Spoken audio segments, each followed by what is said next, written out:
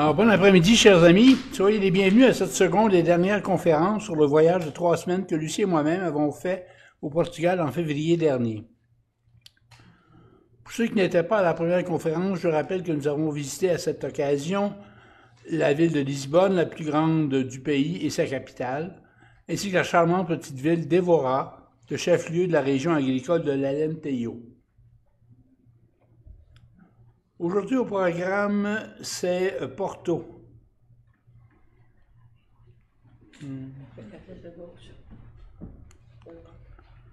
La deuxième ville en importance du pays. Et ensuite, nous allons nous plonger dans la région de l'Algarve, qui est tout à fait au sud, là, qui est près de Portimao et Faro. L'Algarve, c'est la région touristique par excellence avec son climat subtropical et ses plages qui n'ont rien à envier aux plus belles au monde. En Algarve, imaginez, il fait soleil 300 jours par année, soit 6 jours sur 7. Alors, Porto, on arrive. Le premier bâtiment que nous avons visité à Porto a été, comme nous l'avions fait à Lisbonne, le marché public de la ville, qui se nomme le marché de Bollao. C'est dans cet élégant édifice qui date de 1914 que loge le marché. En 2006, ce bâtiment néoclassique a été classé monument historique et des travaux de restauration ont été entrepris. Flâner dans ce marché a été un moment très agréable car on est vite séduit par l'ambiance, l'animation et les couleurs éclatantes des kiosques des marchands. L'animation et les couleurs au rez-de-chaussée, ceux-ci occupent le centre d'une grande cour, tandis qu'à l'étage, on accède à une galerie où se trouve bon nombre de restaurants de toute cuisine. Comme nous étions hors saison, ils n'étaient pas ouverts faute d'achalandage. On trouve de tout à ce marché. Des fruits, des légumes, des fleurs, des huiles d'olive, des viandes, des poissons, des sardines en conserve dans des emballages très décoratifs, de la boulangerie, des pâtisseries. On y fabrique les pastels de nata sur place, alors fraîcheur assurée. Ce marché très fréquenté est situé à proximité de la rue commerçante par excellence de Porto, la rue Santa Catarina, autrement dit la rue Sainte-Catherine. Quelle drôle de coïncidence, n'est-ce pas? Manif des enseignants. Nous avons assisté, bien malgré nous, à une manifestation des enseignants qui se sont regroupés à la place de la Liberté après avoir défilé dans les rues de Porto. C'était bruyant comme toutes les manifs, mais pacifique. Par la suite, j'ai fait un peu de recherche pour savoir quelles étaient leurs revendications. En moyenne, les enseignants du primaire sont rémunérés l'équivalent de 43 000 $ canadiens, tandis que ceux de la maternelle et du secondaire gagnent 45 000 $ canadiens. L'arrivée de l'inflation l'an dernier a rendu leurs revenus encore plus précaires. Depuis janvier, ces enseignants faisaient des grèves tournantes et le 11 février, la journée où ces photos ont été prises, c'était la grève générale dans tout le Portugal. C'est curieux, ça m'a rappelé une visite à Séville qu'on avait faite il y a quelques années où on avait rencontré justement là-bas aussi une manifestation syndicale, cette fois-là c'était dans le domaine de la santé. La librairie Lello. Cette librairie universellement connue est située dans le quartier historique de Porto. En raison de sa valeur historique et artistique, elle a été reconnue comme une des plus belles au monde par diverses personnalités et entités. L'actuel édifice de la librairie a été conçu par l'ingénieur Xavier Estemanesta et inauguré le 13 janvier 1906. Les deux figures peintes de part et d'autre de la fenêtre centrale représentent l'art et la science. Sa façade représente des motifs de style moderniste et néo-gothique. L'escalier permettant de rejoindre l'étage est à double volet et à double orientation. La librairie a obtenu la réputation d'avoir inspiré J.K. Rowling lorsqu'elle a créé la librairie dans l'univers de Harry Potter. L'écrivain espagnol Enrique Villa-Matas l'a décrite comme la plus belle au monde, tandis que le Guardian de Londres l'a classée en 3e position. La librairie Lello a servi de décor pour le tournage de plusieurs films. Elle est ouverte à tous les jours et compte tenu de sa renommée mondiale, Elle reçoit en moyenne 5000 visiteurs quotidiennement. Oui, on a été obligé de faire la file pour pouvoir y pénétrer et cette entrée est payante, vous saurez. Si vous achetez un livre, alors on vous déduira le prix de l'entrée. Ce qui frappe en entrant, c'est que les livres, il y en a partout, du sol au plafond et sur les deux niveaux. Un grand vitrail illumine la librairie de ses couleurs chatoyantes comme le montrent les photos. Au premier étage, quelques tables et chaises sont installées de quoi prendre un café tout en furetant un livre.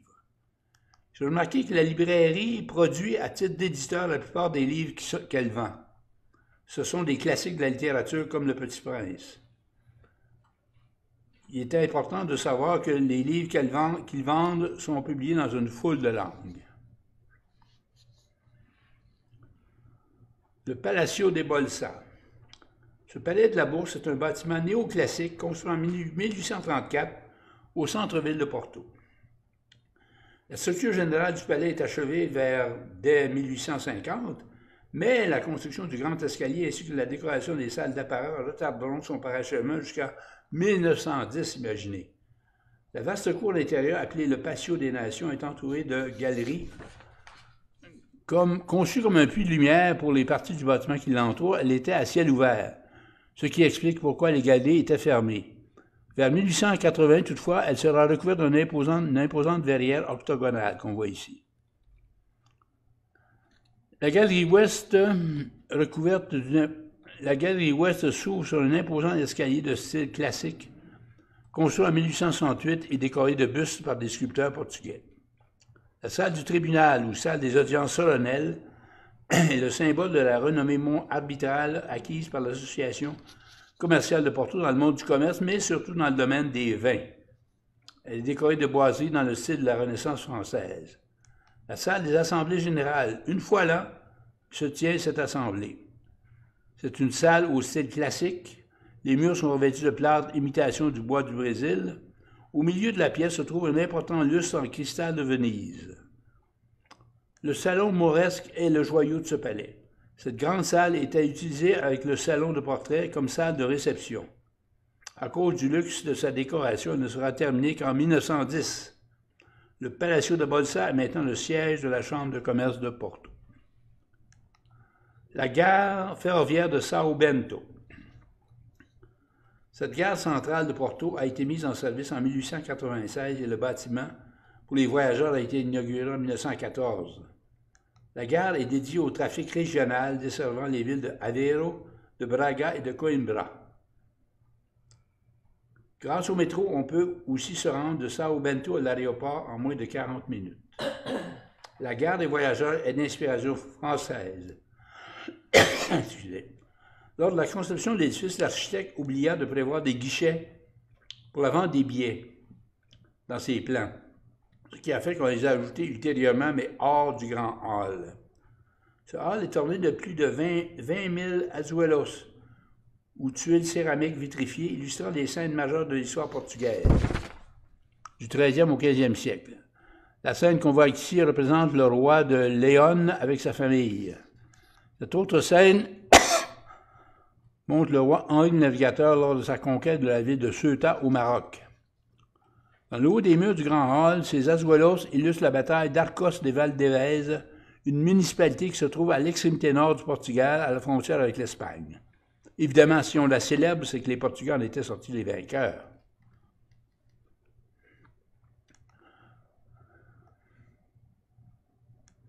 Le Café Majestic. C'est un café historique situé sur la rue Santa Catarina à Porto, la principale rue commerciale de la ville, comme je l'ai mentionné tantôt. L'imposante façade en marbre, ornée de motifs végétaux, est bien celle de l'époque de l'Art nouveau.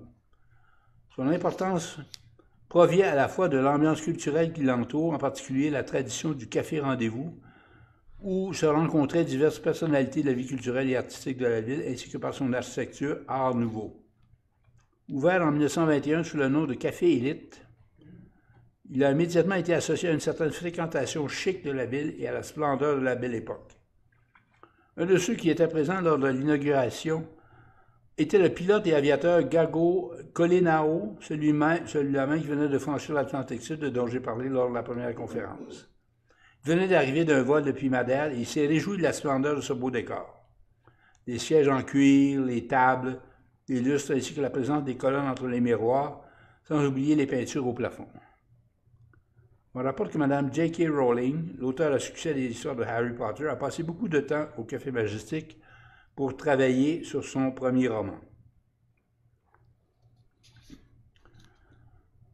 La mairie de Porto et la place de la Liberté. La Camarade municipale de Porto est le nom donné à la mairie de cette ville. Sa façade au nord qui domine la vaste perspective dominée par l'avenue Avenida de Aliados qui s'étend jusqu'à la place de la Liberté. À l'arrière-plan de la mairie, le bâtiment donne sur la place de la Trinité, où se trouve l'église du même nom qu'on verra tantôt. Les travaux de construction sont débutés en 1920 et après plusieurs interruptions se sont terminés en 1955 seulement. Cet immeuble a 6 niveaux et 2 cours à l'intérieur. Au centre du bâtiment s'élève une tour de 70 mètres de haut, à l'intérieur de laquelle se trouve un carillon auquel on peut accéder par un escalier de 180 marches. La façade en pierre de granit est agrémentée par une dizaine de sculptures qui montrent les activités propres à Porto, telles la culture de la vigne, l'industrie et la navigation.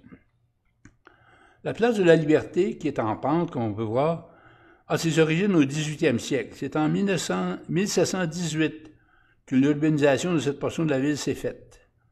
Après 1788, un couvent s'est construit à l'autre extrémité de la place, face à la mairie donc. Cet édifice porte maintenant le nom de Palacio de Cordosas. C'est le plus vieux bâtiment autour de la place car il y est depuis plus de 250 ans. La place de la Liberté est devenue le centre politique et social de Porto. Autour de cette place si importante, on retrouve des banques, des hôtels, des restaurants, des boutiques et des bureaux.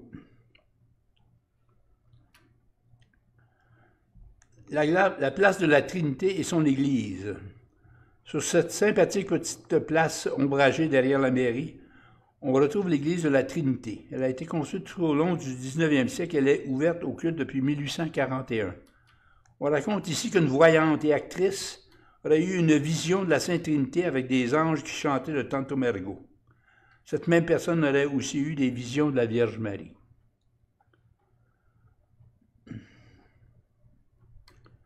L'histoire de Porto. Avant d'aborder le quartier de Ribeira, où Porto s'est développé, il serait sans doute bon d'avoir certaines notions historiques de sa fondation. Le nom de Porto date de l'époque romaine, lorsque de petites communautés occupaient les 2 rives du Douro. Douro, c'est le fleuve qui aboutit à Porto. La région de Porto, comme elle est au nord du Portugal, n'est passée que brièvement sous la domination des troupes maures, car dès l'an 868, le Reconquista, sous l'effort des croisés, lui avait rendu ses traditions et pratiques chrétiennes. À la Renaissance, alors que les explorateurs portugais se lancèrent à la recherche de la route des Indes, contournant l'Afrique, les marchands anglais, qui ne pouvaient transiger avec les Français considérés comme des éternels ennemis de l'Angleterre, vinrent s'installer dans la ville de Porto, où ils se trouvent encore aujourd'hui, pour développer le commerce du vin et du Porto. Des familles comme les Graham et les Taylor y étaient à cette époque et s'y trouvent encore. Un vieil adage portugais dit ceci: « Pendant que Lisbonne se fait belle, Porto, elle, travaille. » Porto, donc, se trouve sur les rives du Douro, face à la mer, et est la capitale de la région nord du pays. Le Grand Porto compte 1 200 000 habitants et, à ce titre, est la seconde ville la plus populeuse du Portugal. Le quartier et les quais de Ribeira. Ce quartier est le centre historique de Porto qui borde le Douro. Il est situé au pied de la colline qui surplombe la cathédrale et le palais épiscopal. Ces maisons s'étagent sur les pentes de la colline et descendent jusqu'aux rives du Douro. Le Ribeira, où se rassemble non seulement la majeure partie des plus beaux monuments de la ville, la cathédrale, la gare de São Bento, est aussi l'endroit où est née la ville. Ce quartier est classé au patrimoine de l'UNESCO depuis 1996. Les façades colorées de Ribeira, qui datent du 18e siècle, attire l'attention des visiteurs. On peut voir que la vie des terrasses ne gêne aucunement la tenue des activités quotidiennes des résidents, comme faire sécher son linge, par exemple. À partir des quais, on peut surveiller toutes les activités fluviales à l'ombre du pont Dom Luis, qui relie le Ribera à l'autre rive où se trouvent les entrepôts des producteurs de Porto, le produit emblématique par excellence de la ville. C'est sur les quais de la Ribera que bourdonnent les activités reliées au tourisme. Resto avec terrasse, tour de bateau sur le fleuve et vendeurs d'objets souvenirs de Porto. Les façades colorées du Ribera, les façades colorées qui datent du 18e siècle attirent l'attention des visiteurs. On peut surveiller toutes les activités fluviales à l'ombre du pont Dom Luis, qui relie le Ribera à l'autre rive, où se trouvent les entrepôts des producteurs de Porto, comme je l'ai mentionné, ce vin emblématique par excellence de cette ville.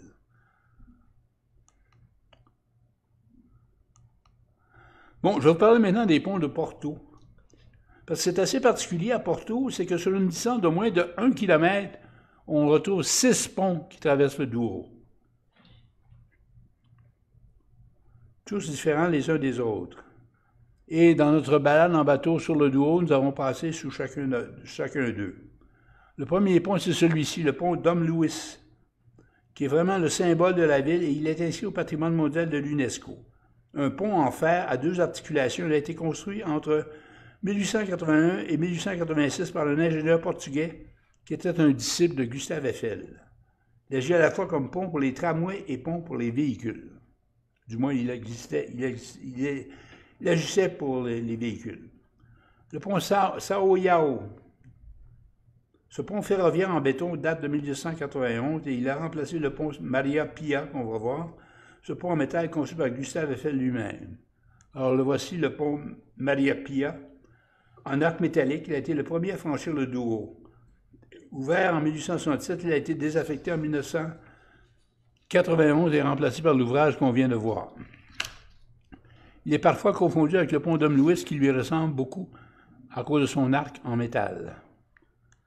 Le pont Henri le Navigateur. Ce pont routier en béton a été conçu entre 1999 et 2002.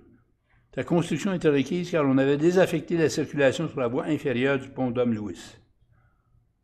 Le pont Arabida. C'est un pont à arc unique en béton avec 6 voies de circulation automobile au-dessus du Douro. Il a été inauguré en 1963. Sa longueur de près de 900 pieds en fait les ponts en béton le plus long à ce moment-là.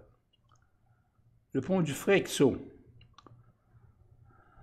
En réalité, ce sont 2 ponts côte à côte espacés de seulement 4 pouces. Chaque tablier comporte 4 voies de circulation et est composé de 8 travées, dont la plus longue mesure 475 pieds. Selon les données de 2011, 95 000 véhicules l'empruntent à chaque jour.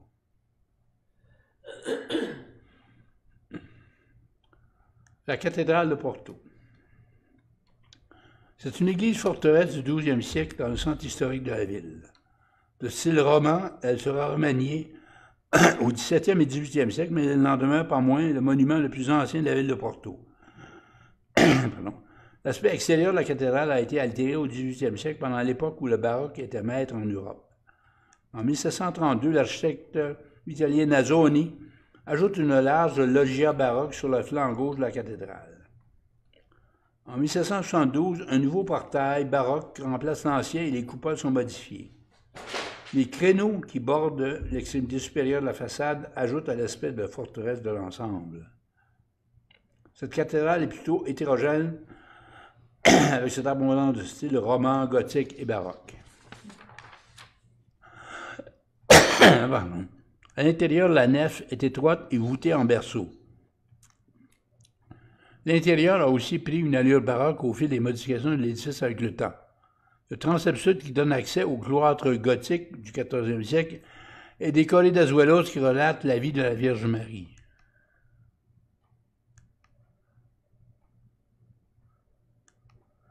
Le maître-autel exécuté entre 1727 et 1729 est une œuvre d'art représentative du baroque portugais. Les colonnes de la nef amplifient la sensation de hauteur de cette nef centrale. On y découvre une décoration très sobre et des murs nus, à l'exception du maître-autel et de quelques chapelles mineures de style baroque. Cette cathédrale a été déclarée à juste titre monument national.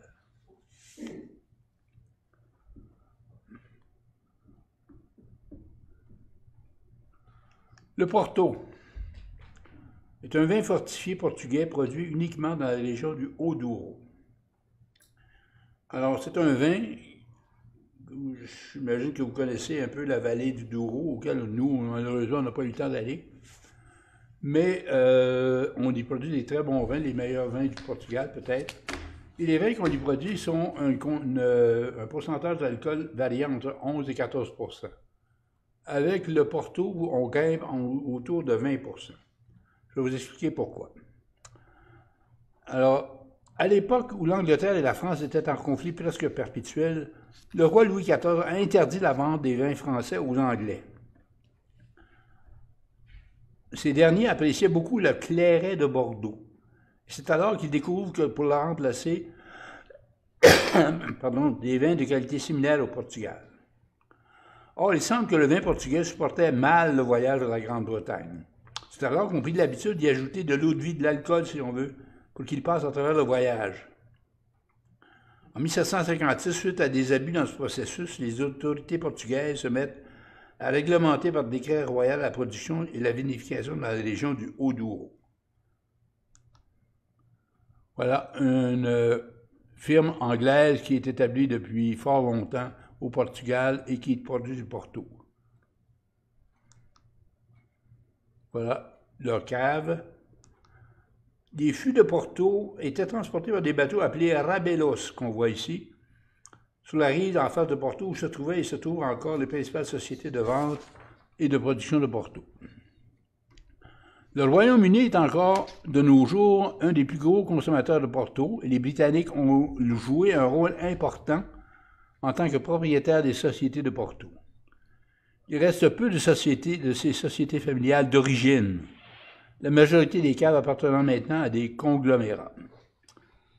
Le Porto est un peu comme le cognac et le champagne en France, c'est-à-dire un produit peu consommé localement et surtout destiné à l'exportation.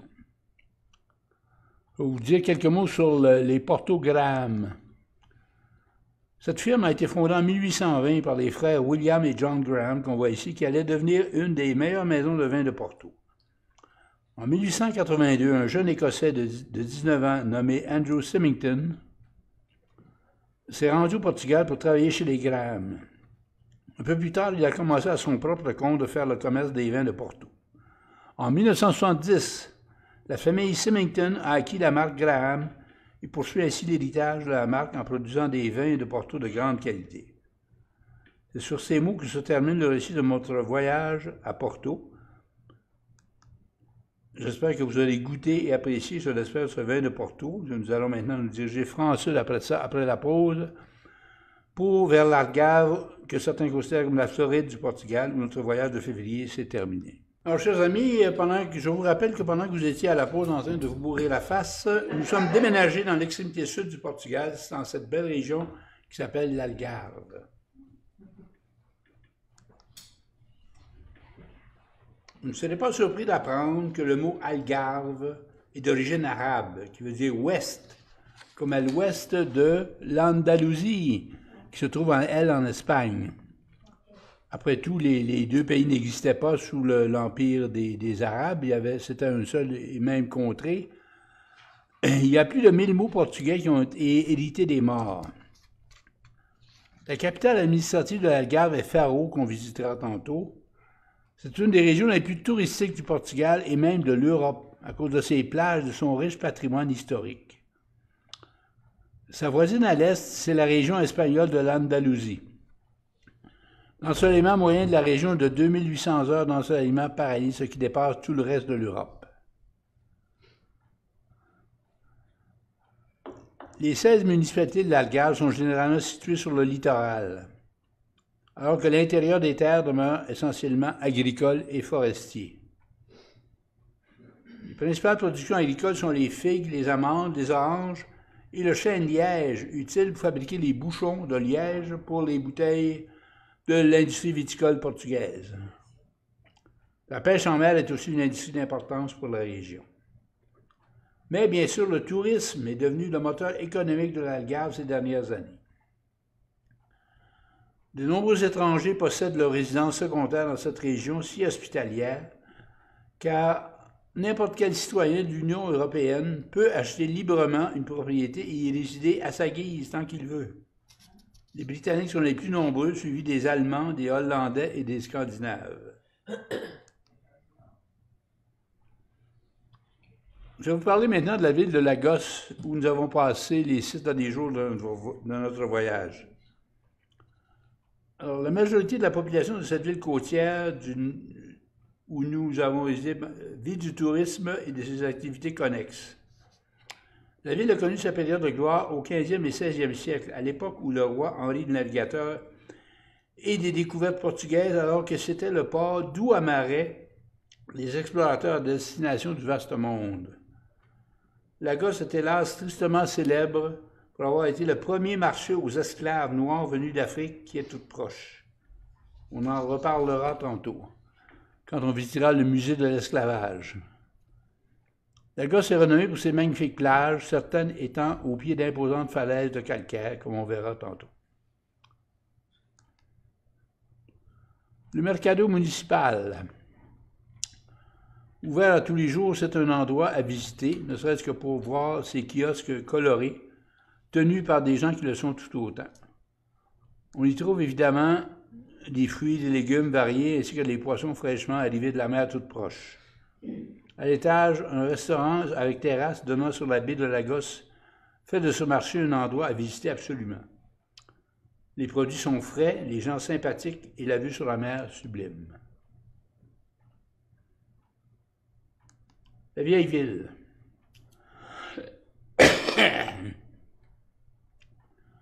Lagos est une destination de voyage idéale pour ceux qui veulent plus que seulement des belles plages et un temps radieux. En effet, cette ville offre des restaurants exceptionnels, des sites historiques et des activités passionnantes en mer comme sur la terre ferme.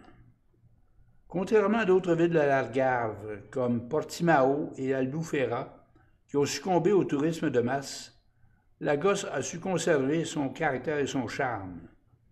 On trouve le long de ses rues couvertes de pavés des bâtiments blanchis à la chaux ou revêtus d'azuleaux comme celui-ci, certains étant rénovés et d'autres pas encore.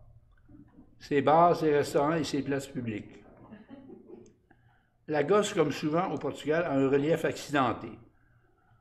Quand c'est rendu qu'on installe un escalier au milieu de la rue, ça veut tout dire. La présence des morts est rappelée par cette muraille très jolie. On va visiter maintenant le musée de l'esclavage. En 1444, débarquent à Lagos les premiers esclaves venus d'Afrique. C'est ainsi que Lagos a été le lieu du premier marché aux esclaves de l'Occident. Historiquement, c'est un événement majeur.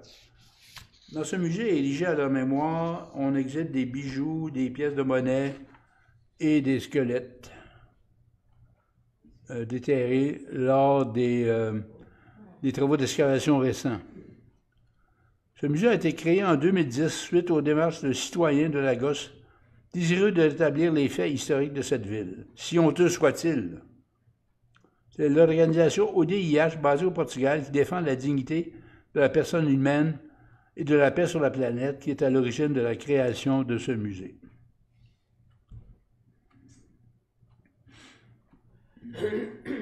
Le vieux fort. Ce fort porte le nom de Ponta de Bandeira. En dehors de la vieille fortifiée, on retrouve ce fort construit à la fin du XVIIe siècle comme une forteresse pour défendre Lagos. L'entrée se fait par un pont-levis au-dessus d'un fossé. Cette fortification possède à l'intérieur une chapelle dédiée à Santa Barbara et un ensemble d'azuelos de la fin du XVIIIe siècle. Rénové dans les années 60, qui constitue un authentique exemple des fortifications maritimes de l'ancienne place de guerre à Lagos. Une exposition d'art et un restaurant dans le fort l'invitent à revivre l'ambiance du passé. Je vais vous parler maintenant des fabuleuses plages de Lagos. Cette ville est une des plus belles destinations de vacances car elle est entourée d'un littoral composé d'une grande variété de plages magnifiques. Ce qui les distingue, c'est leur accès qui varie de simple à archi-compliqué, à cause de la présence des hautes falaises présentes à certaines plages. Commençons par les plus facilement accessibles. La plage que vous voyez là s'appelle Praia Meia. Praia, ça veut dire plage. Une plage facilement accessible sans aucun dénivelé qui s'étend sur 3 km à l'est de la ville. Superbe. Pour faciliter la marche sur le sable, on a construit ce trottoir surélevé. Praia Dona Anna. Cette plage de sable blond encadrée par les falaises est caractérisée par un dénivelé moyen et l'accès se fait par un escalier de bois sécuritaire. La Praia de Camillo. C'est une des plages les plus populaires de l'Algarve. On parle ici d'une crique de sable entourée de falaises ocre avec un tunnel creusé à la main. L'inconvénient de cette plage, c'est que l'accès se fait via un escalier de 200 marches en bois. Toutefois, la vue d'en haut et la falaise est nettement saisissante.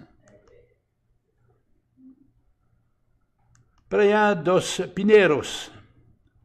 Cette plage est sauvage, complètement naturelle et sans aucun service.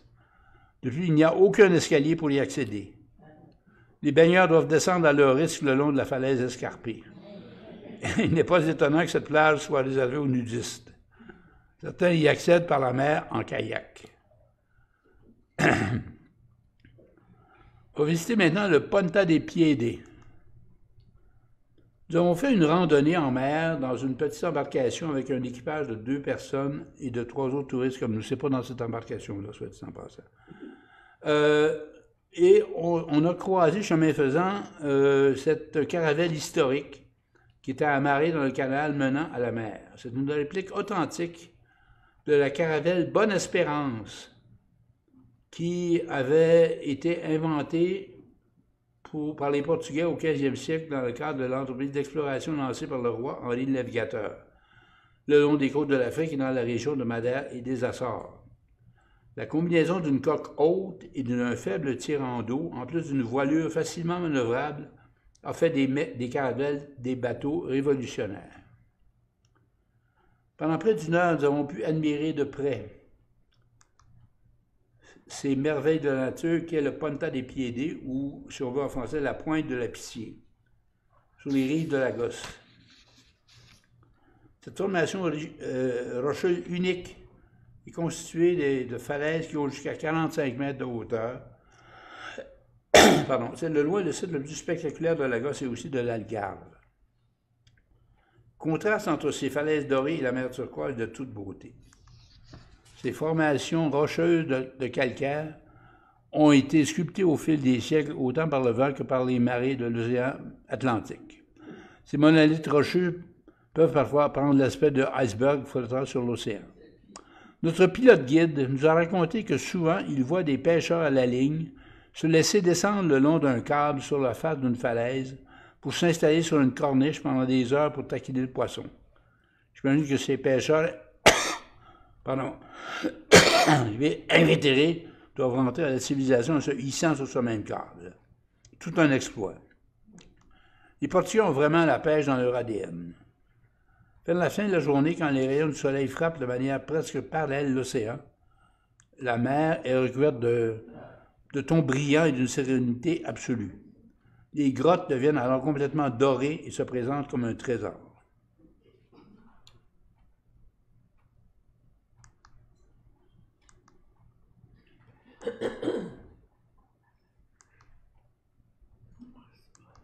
Cassela. Nous avons trouvé Lagos assez merveilleuse, merci. Mais nous étions curieux d'explorer le reste de cette région de l'Algarve. Quelle meilleure façon de le faire que de prendre le train régional à la gare de Lagos en direction est vers la plupart des autres villages le long du littoral. Dans ce premier temps, nous sommes descendus à Cassela, le village le plus éloigné de Lagos, presque à la frontière avec l'Espagne. C'était un beau dimanche midi, il y avait fête au village.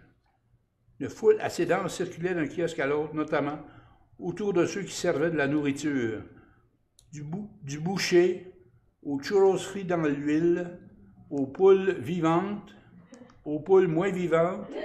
Il y en avait pour tous les goûts, c'était la fiesta à Casella. La vieille partie de la ville est un site historique délimité par une forteresse au nord et par le cimetière. Sur les ruines de l'église médiévale, on a érigé l'église de l'Assomption de Marie, qui se situe au milieu des maisons d'un seul étage blanchi à la chaux. Casella se mérite une visite avec son point de mur exceptionnel sur l'océan et sur les îles de l'archipel du parc naturel de Ria Formosa. Une des villas le long de la plage est occupée par Claude Picasso, le fils du fameux peintre, et une autre par la femme d'origine portugaise de John Kerry, le diplomate et politicien américain. Tavira. Remontés dans le train, nous sommes arrêtés au village voisin de Tavira. C'est un village de l'Algarve qui borde la rivière Guilao, qui se jette dans la mer en passant par les criques et par les lagons du parc naturel de la Ria Formosa. La minuscule gare ferroviaire de Tavira est agrémentée à l'extérieur par un duo de sculptures qui se complètent. On voit ici le soldat qui arrive ou qui part pour la guerre, on ne sait trop, et son amoureuse qui le salue. À l'intérieur, ces magnifiques azuelos illustrent le pont emblématique de Tavira. Selon une étude archéologique récente, le pont romain à 7 arches serait plutôt d'origine mauresque et daterait du XIIe siècle. Cette époque avait été prospère pour Tavira que les Maures avaient transformé en port de commerce et de pêche important.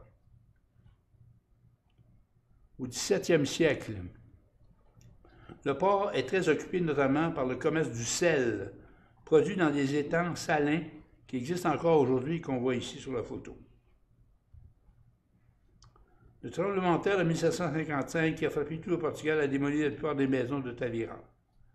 La ville a été reconstruite et on retrouve encore aujourd'hui quelques bâtiments du XVIIIe siècle. Tavira est une ville dont la pratique religieuse ne fait pas de doute. Pour une ville qui compte 25 000 habitants, on y trouve 32 églises. C'est ainsi qu'elle a acquis le surnom de la ville aux 100 églises.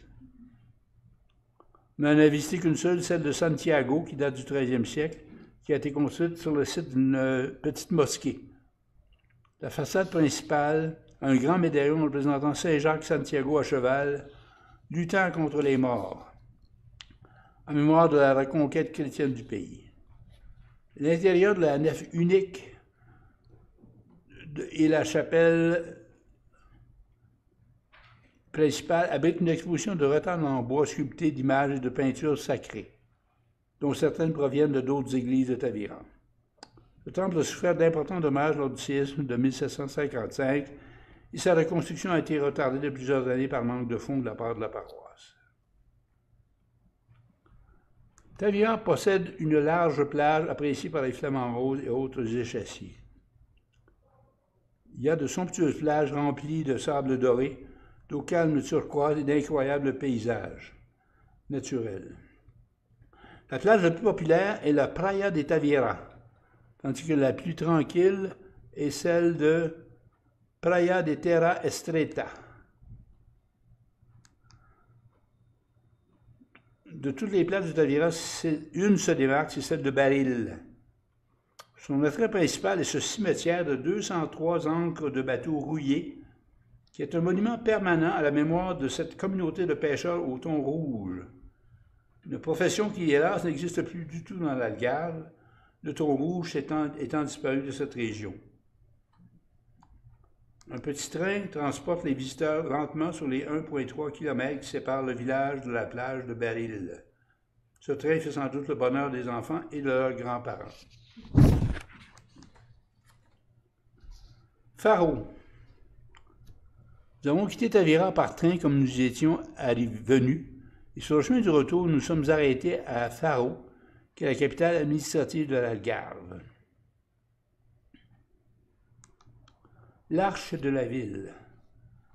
Reposant sur une des portes médiévales de la ville, ce portail monumental a été construit sur ordre de l'évêque au XIXe siècle. Il est décoré à l'extérieur d'une niche abritant l'image de saint Thomas d'Aquin. À l'intérieur, on peut apercevoir la porte arabe. Elle faisait partie des anciennes murailles musulmanes et permettait l'entrée dans la ville pour ceux qui y arrivaient par la mer. Elle est considérée comme un exemple unique de l'architecture arabe au Portugal, étant donné son bon état de conservation et le fait qu'elle se trouve encore à son emplacement d'origine. La cathédrale de Faro. Cette église, qui à l'origine était gothique à cause du séisme de 1755, a subi de graves dommages. Suite aux travaux de reconstruction, on peut constater que le temple présente des éléments gothiques de la Renaissance et de l'époque baroque. On voit cette fenêtre gothique, par exemple, ici les arches gothiques. La nef a trois bas-côtés séparés les unes des autres par des piliers ronds. L'orgue de la cathédrale est l'œuvre du fabricant allemand Schnitzer. Il est situé sur le mur de la nef près de l'entrée de l'église. Les peintures des sculptures en bois constituent l'un des plus précieux ensembles d'art des 17e et 18e siècles en Algarve. Entre autres, le rétable et les salles de la chapelle principale sont particulièrement remarquables. Dans cette vue des cloches de la cathédrale, on voit des cigognes. Il semble évident que la population de cigognes en Algarve est en pleine expansion. On en a vu, on était au mois de février, il faut dire qu'elles étaient présentes parce que pour eux autres, c'était un lieu de migration. Alors, sur le haut des pylônes électriques, sur le haut des lampadaires, il y avait presque partout des nids de cigognes. Encore plus dans les clochers d'église. Alors, au début, la saison froide, elle quitte la région de l'Alsace pour se diriger vers l'Afrique saharienne. Mais avec le réchauffement climatique, elles s'arrêtent dorénavant en Algarve, où elles sont environ 15 000 à passer l'hiver dans cette région, où elles trouvent plus facilement de la nourriture qu'en Afrique. Je vais vous dire deux mots maintenant des plages de Faro. Tout comme d'autres municipalités le long du littoral, Faro dispose de plusieurs plages où touristes et résidents peuvent se détendre. Ici, c'est la plage Quinta do Lago. Avec son sable doré et la mer bleue argentée, cette plage réputée est située dans la zone de villégiature de luxe. Il est courant de croiser une célébrité ou une autre sur cette plage. La véritable raison pour laquelle des milliers de personnes la fréquentent à chaque année, c'est la grande tranquillité des lieux qui émanent de ces dunes. Une passerelle en bois en facilite l'accès. On y trouve tous les services dont une famille pourrait avoir besoin à la plage. La plage du Phare. Cette charmante plage située sur l'île de Culatra présente un sable fin et blanc avec une mer calme et translucide. Elle est voisine du phare de Cabo de Santa Maria, construit en 1851 qui a donné son nom à la plage. Du haut du phare, on a une vue spectaculaire sur la réserve naturelle de Ria Formosa. On accède à l'île en prenant une traversier. Sur place, on bénéficie de tous les services, ce qui rend la plage idéale pour les familles avec de jeunes enfants. On aurait aimé s'attarder davantage à Faro, mais il fallait bien reprendre le train pour Lagos qui nous attendait à la gare de Faro. Alors, chers amis, c'est sur ces mots que se termine mon récit de voyage. Qu'avons-nous tiré de ce voyage de 3 semaines au Portugal? Premièrement, nous avons pu être en contact fort agréable avec un peuple très sympathique et fort accueillant. Le savoir-vivre et la politesse, les Portugais y connaissent ça. Ce pays fourmille de monuments tels que des châteaux et des cathédrales, d'une richesse inouïe, et souvent empreint de la fabuleuse histoire de la lutte entre les morts et les croisés, ces preux chevaliers chrétiens. On mange bien au Portugal, soyez sans crainte. Si vous projetez d'y aller, toutefois, il faut bien reconnaître qu'on n'est pas dans la stratosphère de la gastronomie française et italienne. Une chose m'a frappé à Lisbonne, et là seulement, c'est de croiser autant de gens de couleur qu'on aurait pu se penser à New York. Il y aurait forcément des descendants des esclaves africains importés au Portugal depuis le 15e siècle, mais j'imagine que le fait d'avoir eu des colonies en Afrique comme l'Angola, le Mozambique et le Cap-Vert a eu une incidence sur ce phénomène. Comme c'est souvent le cas dans les grandes villes, pensons à Paris avec ses résidents venus du Maghreb et de divers pays africains. Un autre souvenir que je voudrais partager avec vous, C'est la confidence que nous a fait Iao, notre guide à Évora. En visitant Monsaraz, qui n'est pas très loin de l'Espagne, je lui ai demandé quelle relation les Portugais entretenaient avec leurs voisins espagnols. Il m'a répondu franchement que c'était semblable à la relation que nous avons, nous, avec les Américains. Un mélange d'admiration et de répulsion. Les Portugais et les Espagnols partagent beaucoup de valeurs communes. La religion, l'histoire, la géographie et une culture semblable. Comme nous, ils sont admiratifs des exploits de nos voisins, mais il y a des aspects de la vie en Espagne qui leur déplaisent énormément. Il ne faut pas oublier que ces deux peuples ont été en forte compétition pour la découverte et l'exploitation des contrées dans le Nouveau Monde. Enfin, il y a un dernier point qui n'est pas à négliger. Selon une étude économique récente, le Portugal est le pays de l'Union européenne où le coût de la vie est le plus bas. C'est un puissant argument que ce pays utilise pour essayer d'attirer des retraités et des travailleurs qui peuvent travailler à distance.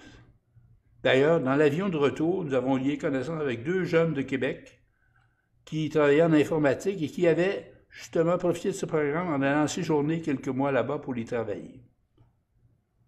Si vous avez des commentaires ou des questions, il me fera plaisir d'y répondre dans les limites des connaissances que j'ai maintenant du Portugal.